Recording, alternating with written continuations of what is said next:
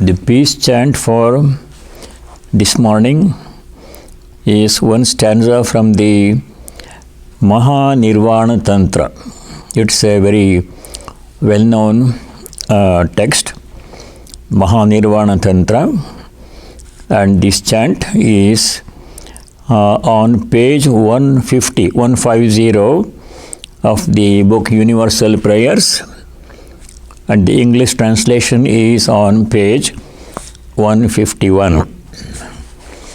Om Tadekam Smaramaha Tadekam Bhajamaha Tadekam Jagat Sakshirupam Namamaha Tadekam Nidhanam Niralambamisham Bhavambodhipotam Saranyam Vrajamaha.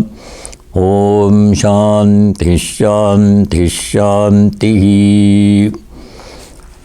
On Thee, O Supreme Being, the One alone we meditate. To Thee, the One alone, we offer our worship. To Thee, the One alone, who art the witness of the universe, do we tender our salutations. In Thee, the One alone, who art our sole support and the self-existent Lord, the vessel of safety in the ocean of existence, do we seek refuge. Om Peace. Peace be within us all. Peace and harmony be amongst all beings. And peace be everywhere in nature. Let us now continue our study of the Bhagavad Gita,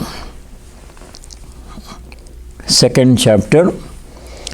Last time we just started the 56th verse.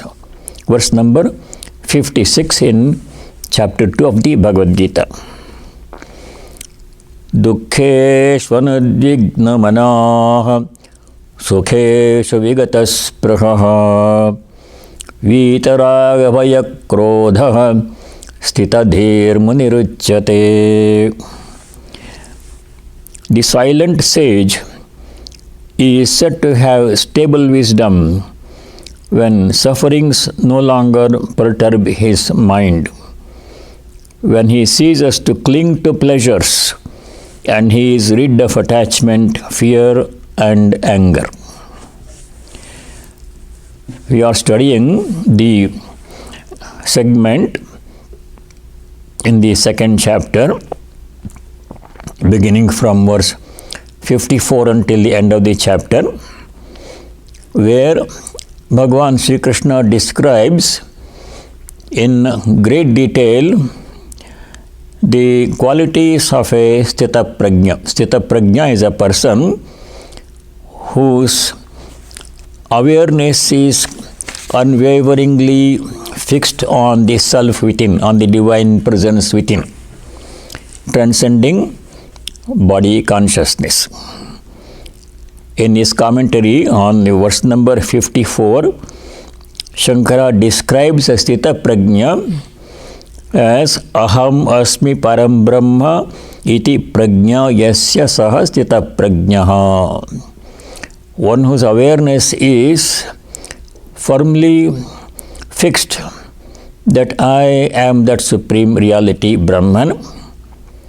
I am not the body-mind. Such a person whose awareness is always on the self is a Sthita Prajna, a person of steady wisdom. His qualities are being described in great detail. In verse number 56, many qualities are there. Dukkheshu anudvigna manaha. Dukkha means any kind of suffering. Numerous kinds of suffering afflict people in their lives. Whenever any kind of suffering comes to such a person, he or she remains unperturbed. Anudvigna manaha means a person whose mind is not disturbed. Udvega means disturbance, turbulence in the mind. No matter what happens, how severe a problem comes, or whatever type of problem comes, a person of steady wisdom remains unperturbed, remains calm.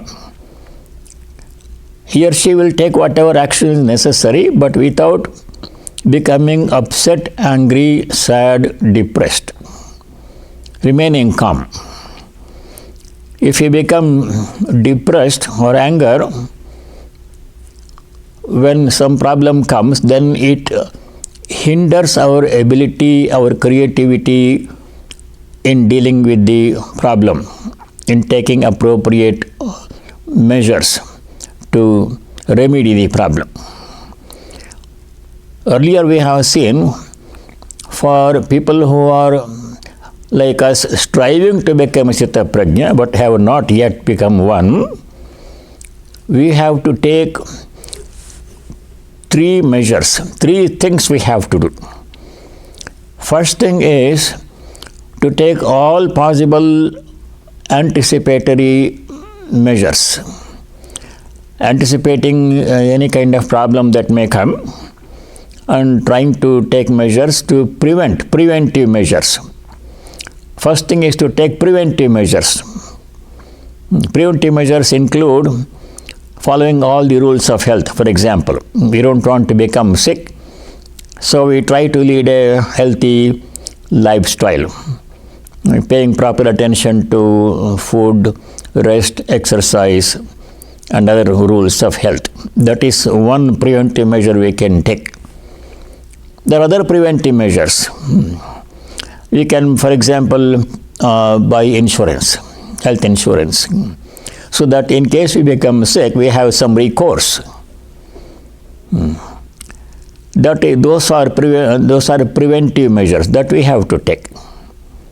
All this will help us to remain calm when some problem does occur.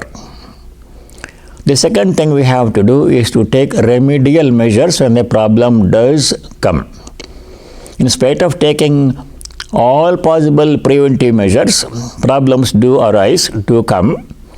Then we have to take whatever remedial measures are possible. If we become sick, we go to a doctor and seek medical help, etc. Trying to remedy a problem that has come, that we have to take.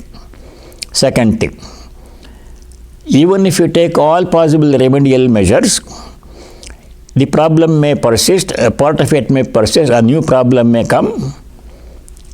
In that case, we have exhausted all the preventive measures and remedial measures already. There is nothing more we can do. And the problem is still there. In that case, we have to learn to bear it, practice forbearance. The discipline of forbearance is very important in human life. This is called titiksha.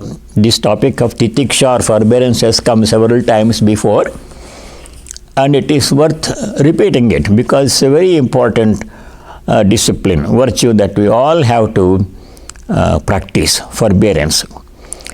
Forbearance means whenever any problem cannot be prevented or remedied, then we have to learn to bear it calmly without complaining, without lamenting, and without retaliating.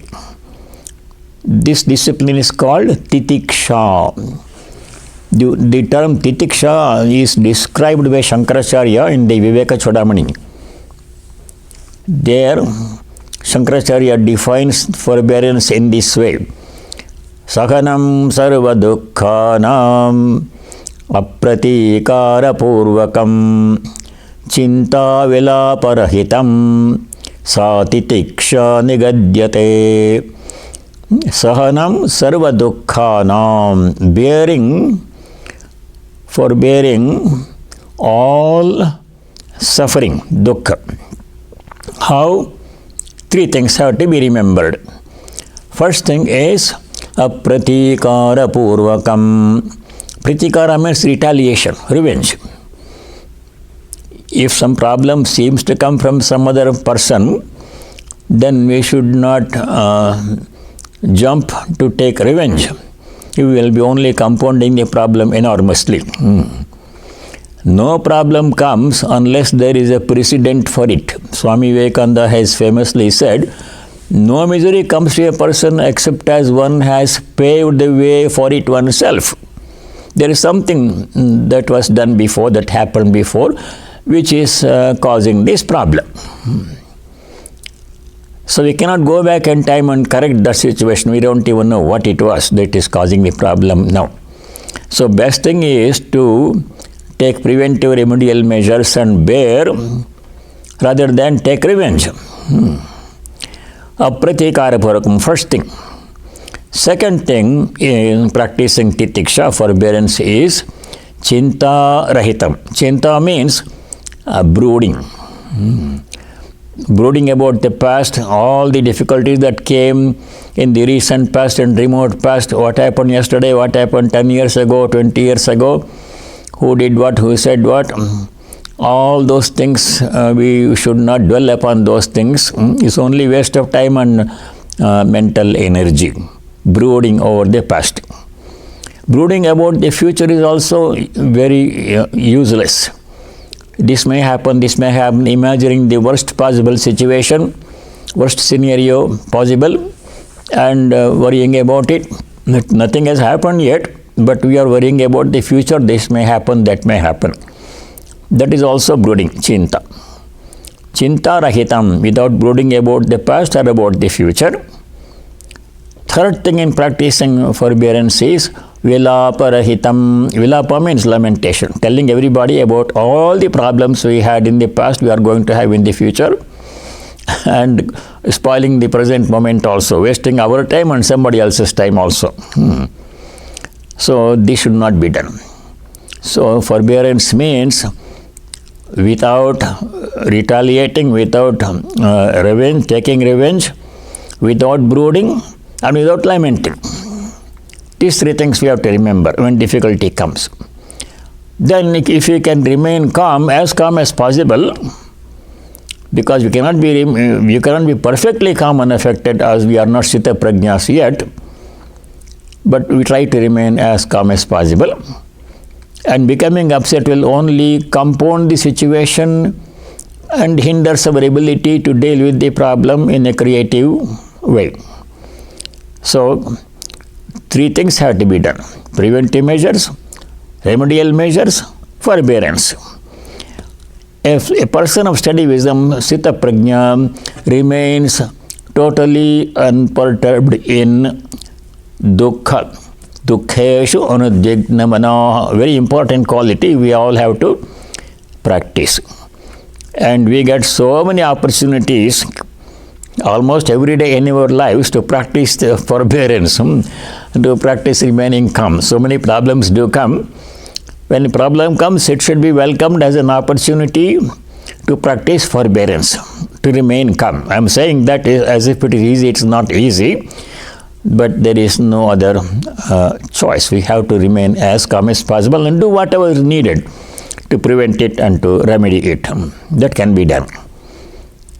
That is one quality. Dukkheshu anudvigna manaha, sukheshu vigataspраha. This quality of remaining calm in difficult situations comes again and again in the Gita several times. It has already come in the second chapter once. In chapter 2, same chapter we are studying now, verse number 38, Sri Krishna already had said, Sukha dukkhe same kritva labha labhau jaya jayau tato yuddhaya yujyasva naivam papam avapsyasi. That is verse number 38 in second chapter. There he had already said that one, Sukha dukkhe same kritva, treating alike sukha and dukkha. Sukha means happiness, dukkha means unhappiness. We remain calm, unperturbed. When happiness comes, we don't jump up and down and become very happy and celebrate too much with a great exaltation.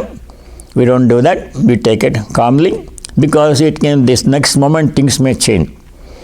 If you are happy now, it does not mean you will continue to be happy forever. That's not going to happen. Things will change in a moment. Therefore, we should be ready for anything. So when happiness comes, we don't become too much exalted with exaltation.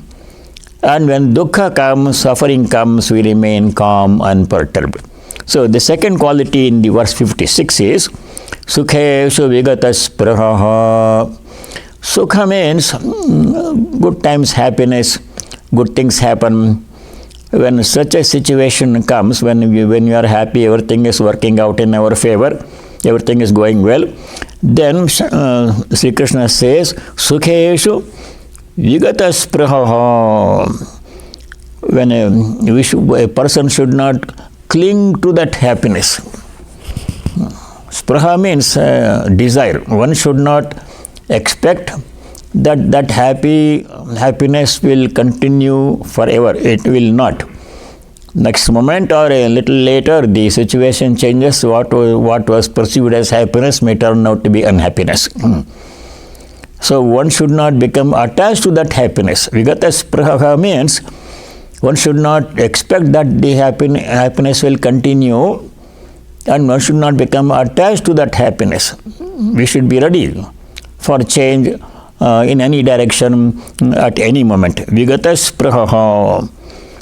Commenting on this phrase, Vigata spraha, Shankaracharya gives a nice example. Agni iva indhanadi adhane. Indhana means fuel. When there is a fire means maybe in a fireplace in your own home. When there is a fire, if more fuel is added to it, the fire becomes a bigger fire. But a person of steady wisdom should not allow oneself to become so much exalted that one assumes that the happiness will continue forever. When the fuel is added, fire becomes bigger fire, but our mind should not be like that. Should not be like fire which becomes a bigger fire when happiness comes.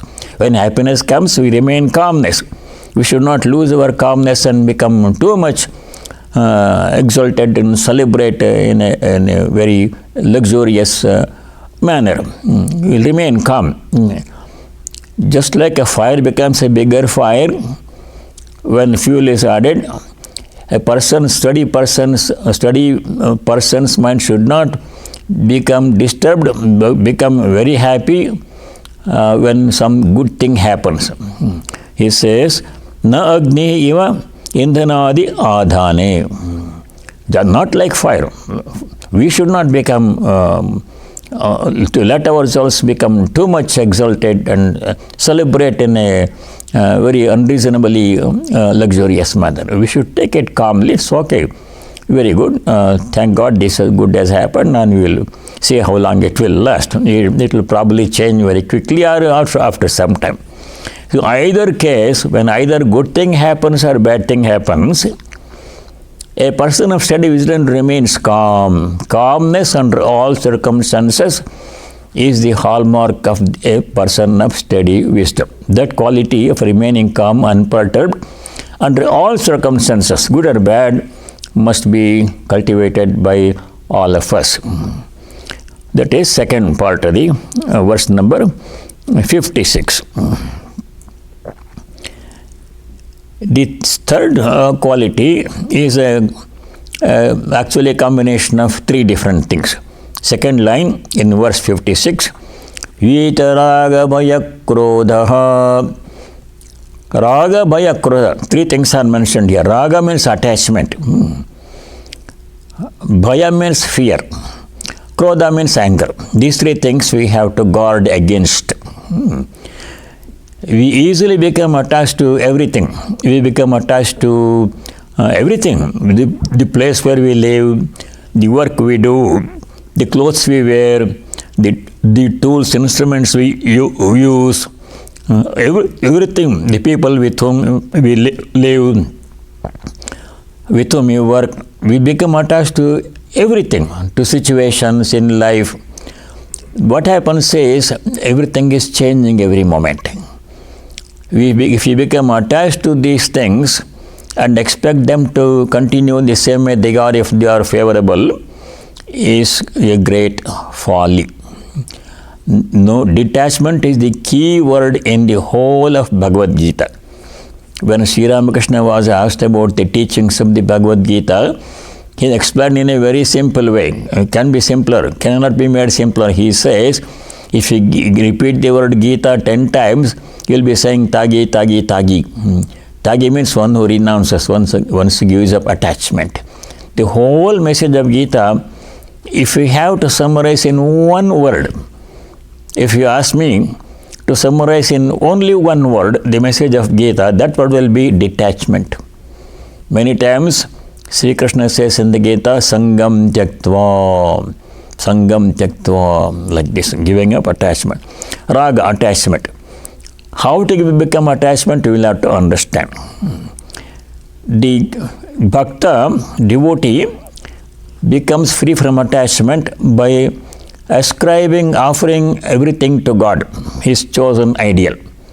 Instead of thinking this is my house, we become attached to the property we own. The devotee says, this is not my house, this is the Lord's house. This God's house. It's temporarily in my custody. I'm given the privilege of staying in this house. It's not my property, it is his property. It can be taken away from me any time. But as long as I live in this house, I know that it is not my house, but I will take good care of it because it is in my care. And this house was given to me because I wanted a house. Nothing comes to us except as we have expressed a desire for it. That's another thing we have to remember. We may not like it now, whether it is a relative, a family member, or a co-worker, or a situation, or some sickness, or some other good or bad thing, whatever comes to us because we have paved the way for it ourselves. We have done something to warrant this situation. Therefore, we should say, this is not my house, this is the Lord's house. I am temporarily residing in it. Tomorrow it becomes somebody else's house. It is like traveling in a train or a bus or airplane. You are assigned a seat in the plane. In the fifth row, seat number A, 5A. And we call it my seat. We are going from, I am going from Washington to Chicago. An hour and 45 minutes ride, and I call it my seat. Before I occupied that seat, somebody else was occupying that seat, referring to that as my seat. It was his seat. He came from some other place to Washington, from where I boarded the flight. After I leave the plane in Chicago, somebody else will occupy that seat and refer to it as my seat. Whose seat is it? It doesn't belong to the previous passenger or to me or to the next passenger. It belongs to the airplane company, airlines company. But we say it is my seat. So we should know nothing is really mine. Nothing. If you take a moment to think about this question, what is truly mine? We have the habit of putting the label mine on many different things. My house, my job, my country, my company, my university, my department. As if they belong to me. Nothing belongs to me. But we refer to them all as mine. My child, my money, my body, my mind. Nothing is really mine. We really have to think about it deeply and come to the firm conviction, nothing is mine. Not even the body, not even the mind. So that's how to become free from attachment. The devotee's way.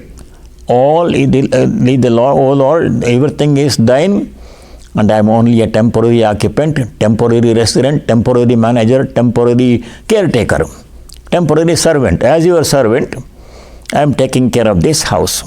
Well, nicely, because I live in it. Tomorrow it becomes somebody else's house. Yesterday it was not my house. Now it is my house. That my should be in quotation marks, not really mine. In conversation we can say my house, my Rama, my Hari, but really we know nothing is mine. That is why to become practice detachment, devotees way, everything belongs to God. The Jnani says, nothing belongs to me, not even the body, mind, I am the Atman. What the Atman own? Atman is infinite, eternal, pure consciousness, Sachidananda. What is there for it to own? The whole universe is Sachidananda. What is there for Sachidananda to own? There is nothing. So the Jnani says, I am the self, I am the Atman. What attachment can there be there for me? If you are the Atman, self, infinite, eternal, pure consciousness, Brahman, then there is no question of attachment. There is no second thing to be attached to. Atman is asango hyayam purusha. Like this one famous statement is there in the Brihadaranyaka Upanishad. Ayam purusha asangaha. This self is free from attachment, cannot be attached to anything. Yeah, I am this self. What is there to be attached to? That is Jnani's way. Somewhat difficult for many people. Devotees way somewhat easier. For example, to give a personal example, I have been given a room in the Vedanta Center of Washington DC building. Swami Atmagyanji kindly has let me stay there. I refer to that as my room. In my room, I tell Kumar sometimes the Gita book is in my room. I am going to my room. Like this, I refer to it as my room, but I know it is not my room. I did not build it. I have not paid for it. It doesn't belong to me. It belongs to Vedanta Center. It's Vedanta Center property. But I say my room, nobody objects to it when I say my room. They know what I mean. See, in that sense, for conversation purposes, we can say my Rama, my Hari, my job, my money, my husband, my wife, my child, my work. We can say all these things, but in our minds we should be 100% sure none of these things belongs to me. Not even the body. I may refer to as my body, my mind, none of them belongs to me. I am the self, Jnani says, I am the devotee, I am a caretaker, I am a servant, and these things are only temporarily in my name. They belong to the Lord, they don't belong to me. The Bhakta says, devotee says. That is the way to become free from attachment. So one who has practiced this attachment to various things, to anything, by following any method, is a sthita prajna, vita raga. Vita means one who has conquered attachment. Second thing is bhaya. Bhaya means fear. Some kind of fear is actually good. A foolish type of fearlessness is dangerous. For example, if a car is coming your way at high speed and you are standing on the road, you should quickly move away. Get back to the sidewalk. If you stand there, I am not afraid of the car, no disaster will follow. That kind of fearlessness is not what is meant. Fearlessness means Bhakta practices fearlessness in this way. Everything happens by the will of God. The Lord knows what is good for me. Many places in the Gita and other scriptures, the Lord has promised again and again that I shall take care of you. Yogakshemam vahamyaham, chapter 9, verse number 22. In the Bhagavad Gita, 9:22. There the Lord has clearly said, I will provide what is needed for you and I shall take care of what you have, what is in your possession. I'll take care of you, what your needs are. You are given that promise. But why we should be afraid? He is fulfilling. If we are devoted to Him, He will provide what is needed for us. Yoga means whatever is needed for our sustenance, that He will provide. Basic necessities such as a place to stay, some food to eat, some clothes to wear, these things will provide. But we have to be devoted to Him. Ananyas chintayanto mam ye jana paryupasate tesham nityabhiyuktanam yogakshemam mahamyaham. For those who are ever steadfastly devoted to me, I shall provide what is needed. Yoga means what is needed. Kshema means I will protect what is provided. Vahami, I will take care of that one. So the devotee has full confidence in the mercy, compassion, protection of the chosen ideal and becomes free from fear. A jnani has nothing to fear because there is nothing that he possesses. There is no fear of loss. There is no fear of sickness because he is not the body. He has transcended body consciousness. If I am the body, I become sick. But if I am the Atman, Atman will not become sick. It is pure consciousness, infinite. So what kind of fear is there? In the Brihadaranyaka Upanishad, the source of all fear has been explained very succinctly in this way. There he says, the sage says, Dvitiya dvaye bhayam bhavati. Dvitiya means the second one. The moment I perceive a second object, another person, another entity, animal or plant or whatever, from that time I anticipate some danger. If the self is alone, there is no second. Ekameva advitiyam, one without a second. Self cannot, there cannot be any second entity besides the self, besides the Atman. If I am that, then from where, from what source can I anticipate fear? What is there of which I should be afraid of? What can cause me any harm or loss? There is nothing. I am the self, infinite, eternal. So in that way, jnani becomes free from fear. Devotee becomes free from fear by taking refuge in the Lord's compassion. The Lord has promised He will take care of me. He will protect me. Therefore, I have no fear. I remain devoted to Him. So either case, we should practice fearlessness. Vitaraga bhayam. Then, third thing is krodha. Krodha means anger. In the 16th chapter of the Bhagavad Gita, verse number 21, there Sri Krishna has said very nicely, he has said there are three gateways to hell, place of suffering. Three things create great suffering in our lives. What are they? Kama, Krodha, Lobha. There he says, Trividam narakasyedam dvaram nasanamatmanaha kamaha krodha tatha lobha tasmadetatrayam tyajet. This chapter 16, verse number 21. Trividam narakasya idam trividam dvaram. Three gateways are there. Dwara means door. There are three doors to narakasya. To naraka means place of suffering. Three things causes suffering in life. What are they? Kamaha, lust, uncontrolled lust. Krodha, anger. Lobha means greed. So much crime is reported in all the news media every day, newspapers and print media and in television everywhere. So much crime is reported, crime news. If you take any of those crime, any incident, we can see one or more of these three things are there as the root cause. Kama, Krodha, Lobha. Lust, anger, greed. One or more of these three things has caused that crime. Crime. So if you conquer these three things, then there is no suffering. Vitaraga bhaya krodha. There is a small booklet written by Swami Buddhanandaji. Swami Buddhanandaji was in this country, in California, I think, some decades ago. He went back to India and he passed away also. He has written several small books. One book is Can One Be Scientific and Religious? Another book is How to Control the Mind and Its Control. Another book is How to Control Anger. Those three and several other these are small books. In those books, Swami Buddhananda has given a number of very practical suggestions on how to become free from anger, etc. Vitaraga bhaya krodha. A sthitaprajna is one who can never become angry.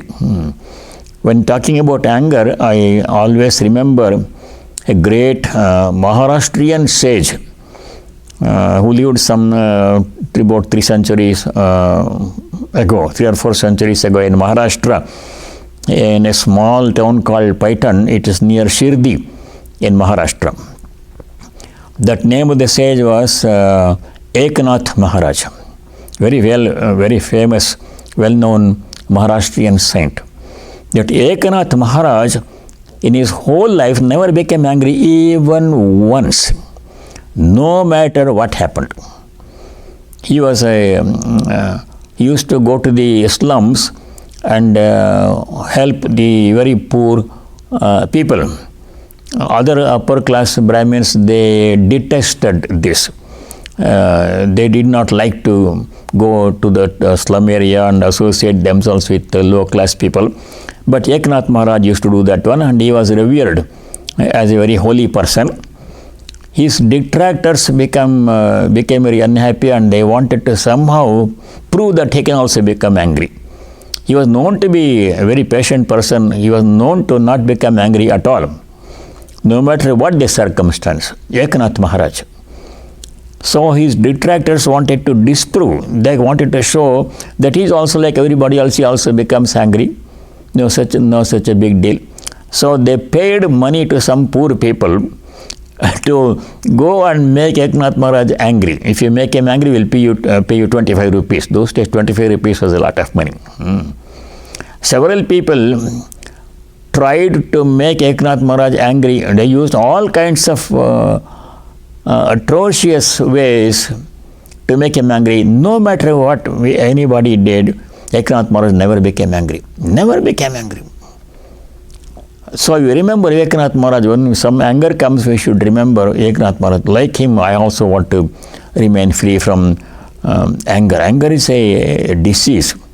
When anger comes, we become unaware. We forget what is right, what is wrong, what is reasonable, what is not reasonable. And we do and say things which we shall later regret when the anger goes away.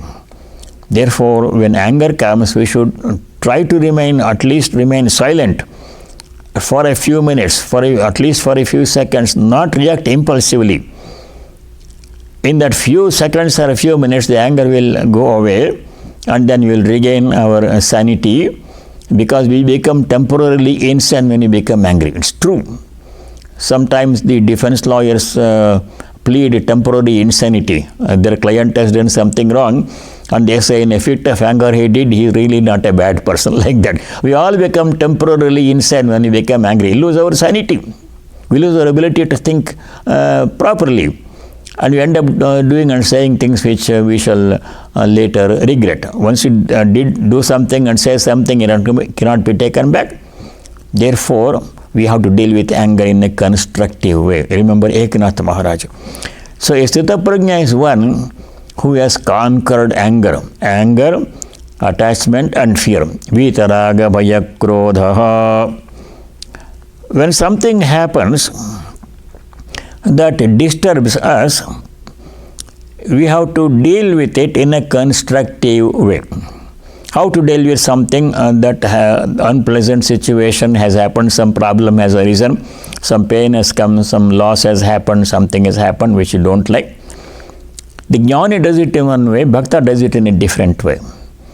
The Jnani says, there's a very nice verse in the Viveka Chudamani, which many of you are studying with Swami Atma Gyanananda Ji Maharaj.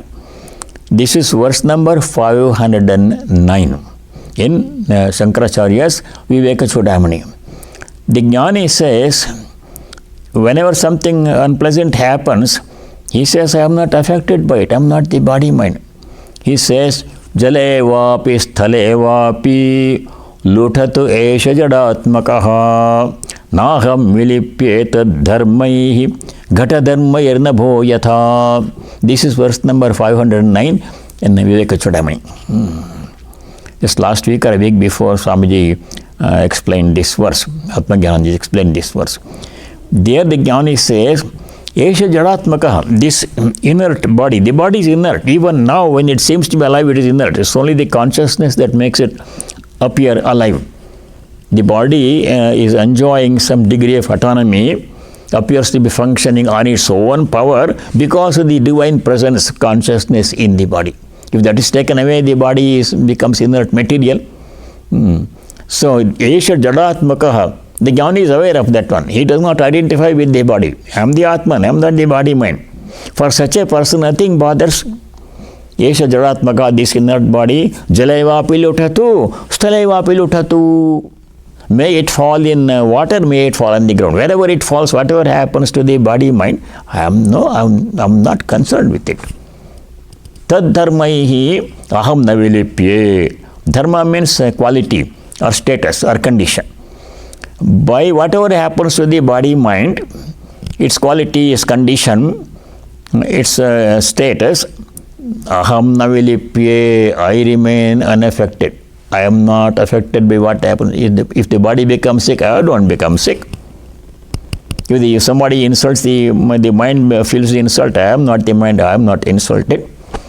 Like this, he separates himself. Jnani separates himself from the body mind and identifies oneself with the self, and then nothing can happen to the self, good or bad. That is how a Jnani deals with sukha and dukkha, pain and pleasure, good and bad. The other thing the Jnani says, he gives an example. Ghatadharmai yatha nabha nalepyate. Nabha means sky or space. Space here in this room. Ghata means a pot. If you take a pot, earthen pot or any pot, say 5 gallons capacity pot, and there is empty space in the pot, no matter what happens to the pot, the space in the pot remains unaffected. If the pot is painted with green paint, space does not become green. If the pot is painted red paint, with red paint, space does not become red. The space remains unaffected. No matter what happens to the pot. The body mind is like the pot. Atman is the space. In the same way that space in the pot remains unaffected by the status and condition of the pot, in the same way, I, the self, remain unaffected by whatever happens to the body and the mind. And all problems, good and bad, happen only to the body and the mind. Self is pure consciousness, remains unaffected under all circumstances. I am that.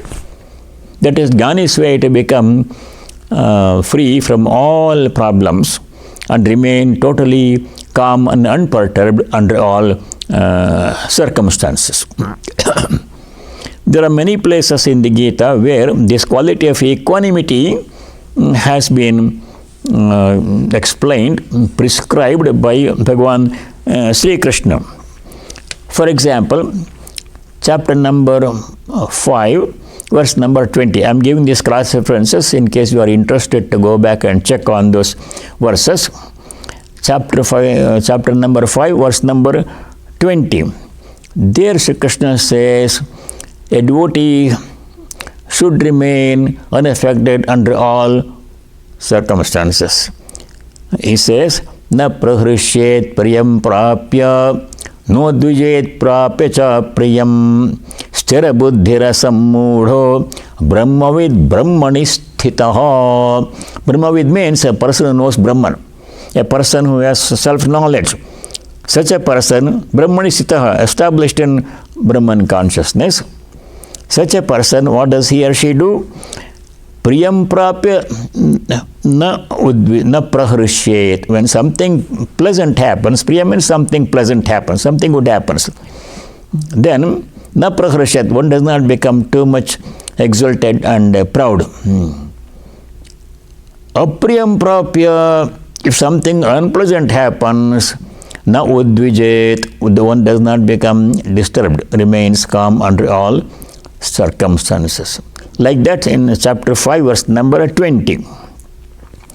Now one thing we have to notice here, all these qualities that we studied in verse number 56, namely remaining calm in adversity, dukkheshu digdamanaha, remaining unattached in happiness, sukheshu vigataspraha, and becoming free from attachment, fear and anger, and other qualities of equanimity, they are common to both jnanis and bhaktas.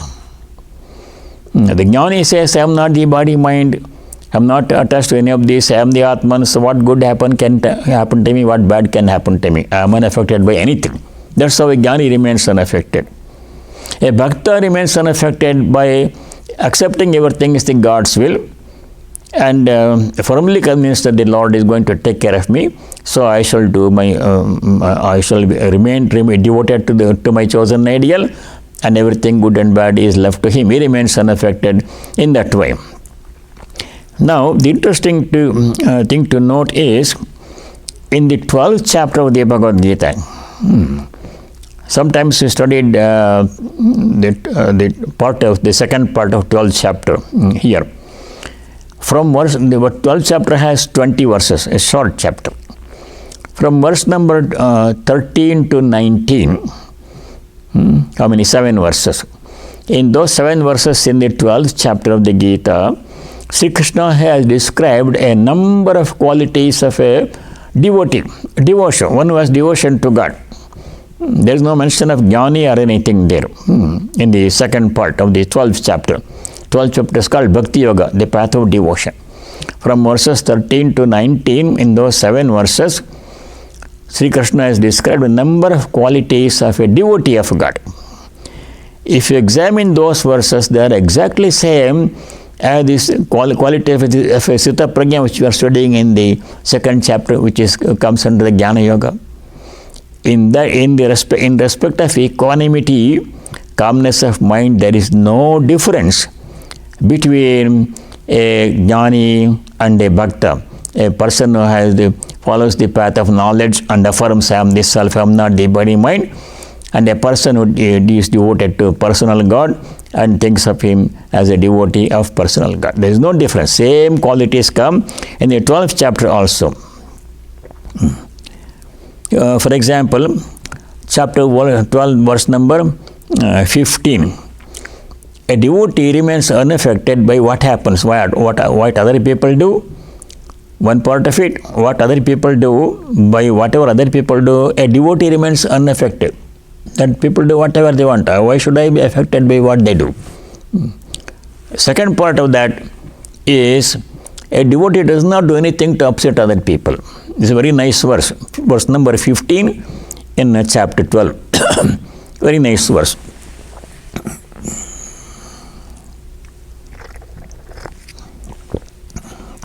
There Bhagavan Sri Krishna says, 12:15, Yasmano dvijate loko, loka no dvijate chayaha, harsha marsha bhayo dvegai, mukto yas sachame priyaha, yasmat loka na udvijate. First thing is, by what we do, we should not cause disturbance to other people.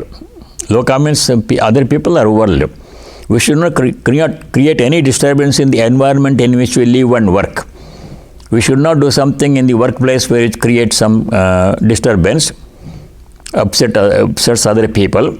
In the family or ashrama where we live, we should not do or say something which creates a disturbance in the other people, to other people. We should not upset other people.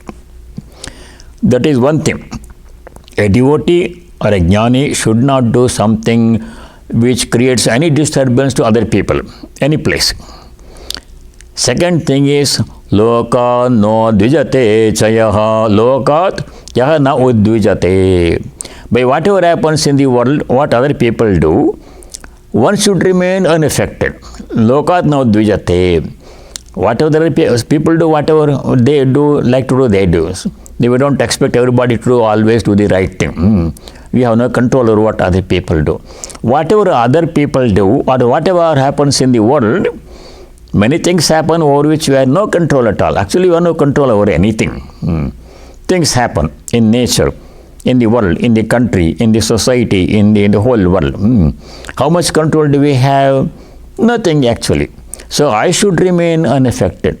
Do whatever is necessary, but I don't remain upset by whatever happens in the world, and I don't do anything to upset other people on the world. Both ways. So this kind of equanimity comes in many places, whether Sri Krishna is describing the qualities of a devotee as he is doing in this 12th chapter, or Sri Krishna is describing the qualities of a jnani, a sthita prajna, as we are studying in the second chapter of the Bhagavad Gita. In the Narada Bhakti Sutra also, which is a devotional text, same qualities come of a devotee also. In the Viveka Chudamani, later part of Viveka Chudamani, Shankara has many verses describing the qualities of a Jivan Mukta. A Jivan Mukta is a person who is liberated yet living in the body. The Prarabdha is still active, the body is there. For the onlookers, he is still the same old person. He looks no different from than he was looking before, even after attainment of self-knowledge. But for that person, he is no longer connected with that particular body and mind. He is the Jivan Mukta, liberated person, still living. Such a liberated person also has similar qualities. So it does not matter when he is following the path of jnana or karma or devotion, the result is the same. Even-mindedness, equanimity. The topic of equanimity comes in many places in the Bhagavad Gita. Now, one more term is there in the 56th verse. Here Sri Krishna says, Sthitadir munirichyate. Sthitadi means a person whose mind is steady. Dhi means intellect or mind. Sthita means is steady. Such a person is called a muni. Muni means mananashilaha munihi. That's the definition of muni. Muni means one who remains calm and does not speak unnecessarily. Muni also means mananashila. Manana means reflection. Earlier we have seen that to gain knowledge of any subject, we have to do it in 3 steps. What are the 3 steps to gain knowledge? Shravanam, Mananam, Nididhyasanam. Shravanam means hearing or reading. You can read from a textbook or some other publication, or we can hear somebody explaining something to us in a classroom or some other learning, teaching situation. That is first step, but that does not give us complete knowledge. It only gives us superficial knowledge. When you hear something or read something once, we just get the verbal level understanding, some understanding, but not complete understanding. That reading or hearing, Shravanam, has to be done repeatedly, and then it should be followed by Mananam, reflection. When we reflect upon what we read or what we have heard, it is then that the deeper meaning of what we have heard or what we have read becomes gradually clear to us. That reading, reflection, Sravana, Mananam have to be done repeatedly, iteratively. It is not sufficient if we just do once. During Mananam means reflection. When we read a paragraph or a sentence or a page and close the book and reflect on what we have read, what does it really mean, how to relate it to what we already studied, how to put it into practice. When we reflect on all these things, it is then that gradually the deeper meaning, intended meaning will come to us from within. Reflection has to be done. And then afterwards, if that reflection is done properly, it gradually transforms itself into deep meditation. It's called Nididhyasana. In the biography of Swami Turiyananda, we read that he was a great scholar, great yogi, tapasvi. He knew by heart all the major Upanishads, the Viveka Chudamani, Bhagavad Gita, Chandi, and all these things he knew by heart. The mind was so pure that if he read once, he would remember that one. So he would read a passage when he was practicing spiritual practices alone in the Himalayas. He would read a passage from the Bhagavad Gita or from the Upanishad, and he would close his eyes and reflect on it for a long time, meditate on it. And the reflection became so deep that it would become meditation. And after a long time, he would go back and do the same thing again before going to the next passage. This is how he studied the scriptures. So those 3 steps have to be done. Sravanam, Mananam, Nididhyasanam. A muni is one who does reflection. Simply reading or hearing, you listen to somebody's lecture and next moment you are talking about something else and nothing is retained in the mind. That is not very useful, not very productive. When we hear something or read something, we have to follow it by reflection for a long time. Such a person who has the habit of doing reflection is called a Muni. Such a person can become a Sthita Prajna. So that's the last part of the verse 56 is Sthita Dher Muni Ruchyate Manana Shilaha Munihi. Muni is a person who has the habit of doing reflection on everything, reflecting on the situations in life, not acting impulsively. When some event happens, we should reflect upon it. We should take a moment to think about that event without before impulsively jumping to react in some way. That reaction may not be the best way to react. We should reflect over it for a moment, and then take whatever action is, if action is necessary, appropriate action is necessary. So reflection is an important quality of a Sthita Prajna. So it's called Sthita Dher Muni Ruchyate. Now it's almost time. When we meet next time, we shall do the next verse.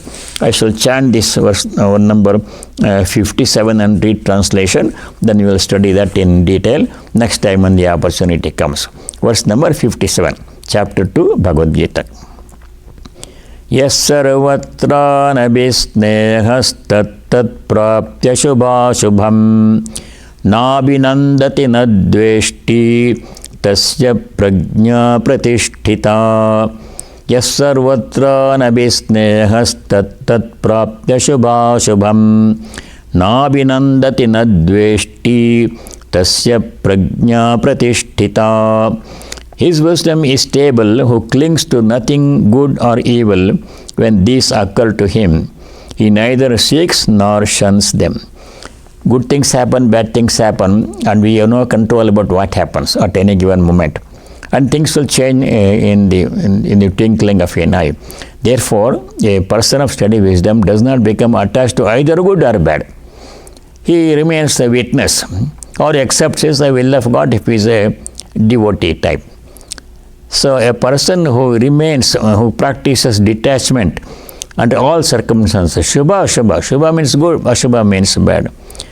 Such a person is called as Sthita Prajna, Tasya Prajna Pratisthita. Na abhinandati. If something good happens, one should not become too much elated and celebrate too much. Na abhinandati. Not dveshti. If something bad, unpleasant happens, one should not become angry, one should not hate, one should not despise, one should accept both good and bad with calmness, with equanimity. So this quality of equanimity is a very important quality of a Sthita Prajna. We shall understand, study this a little bit more next time when we meet.